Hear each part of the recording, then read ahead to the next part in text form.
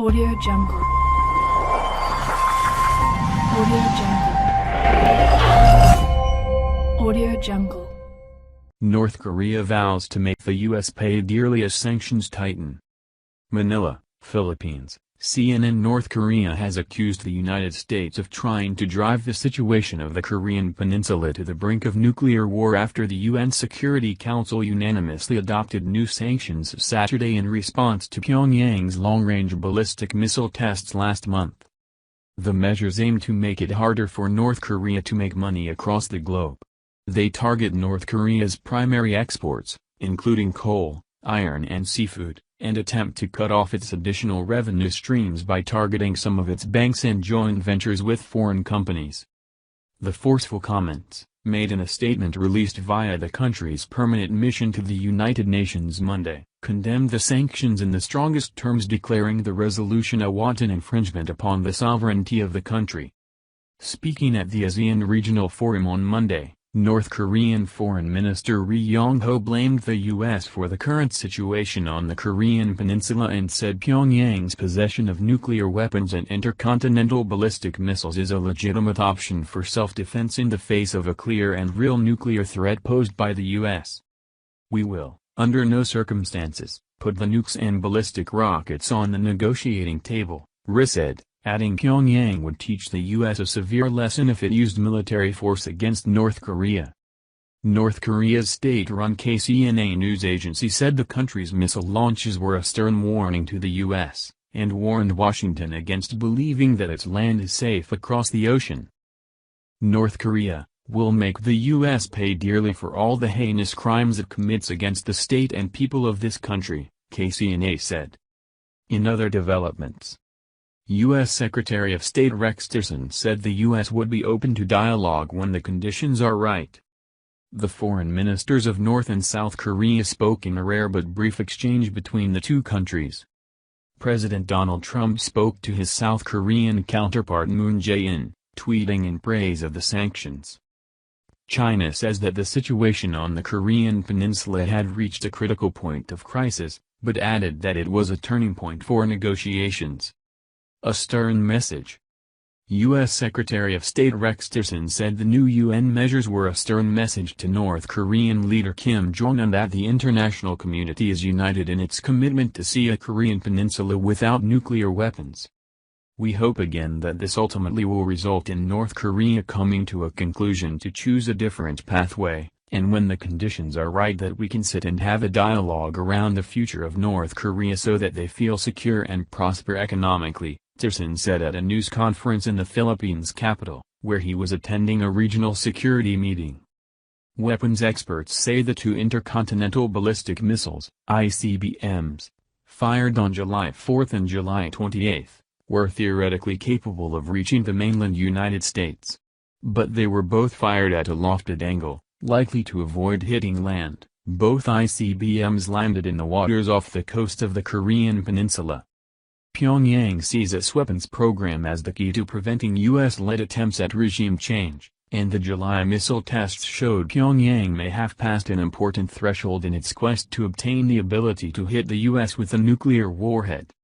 Some analysts have expressed doubt, however, that sanctions can stop the North Korean missile and nuclear programs, due to the regime's ongoing commitment to its nuclear program, which they believe would be the last thing that would see spending cuts, and the rapid progress they've made in recent years.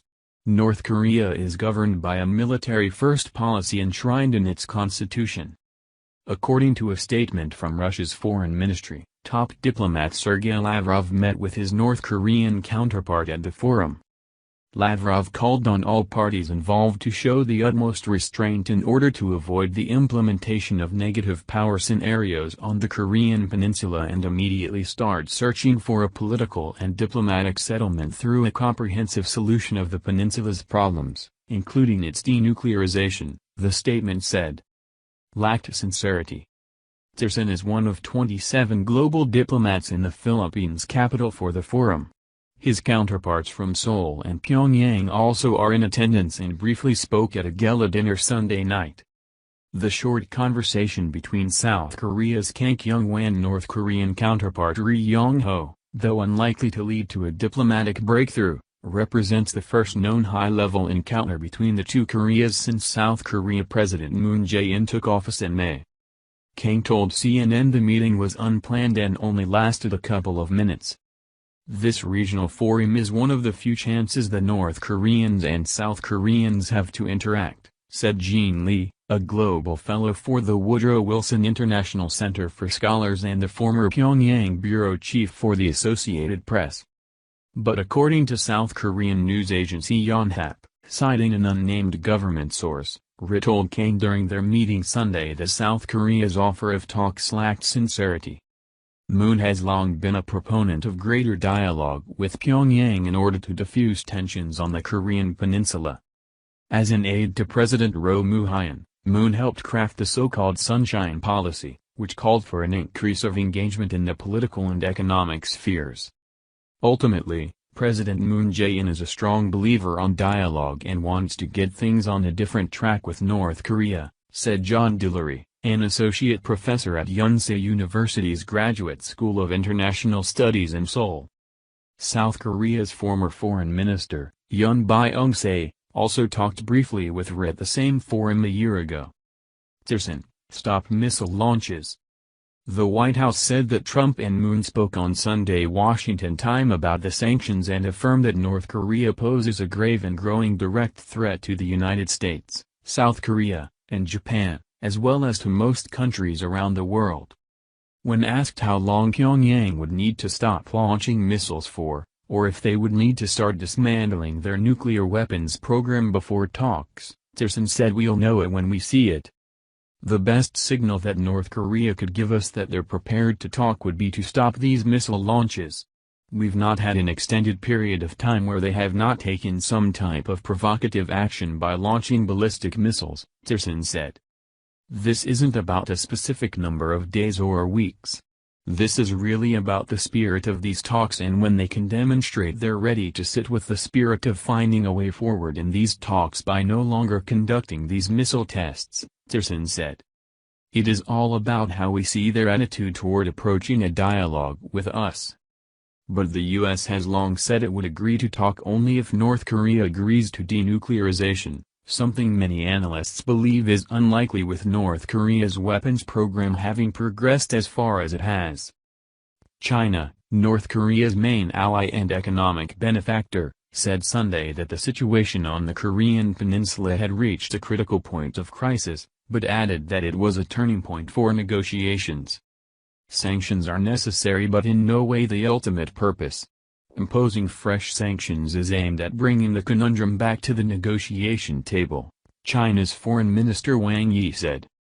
ASEAN foreign ministers also issued a joint statement condemning the missile tests and calling for the complete, verifiable and irreversible denuclearization of the Korean peninsula. Audio Jungle. Audio Jungle. Audio Jungle.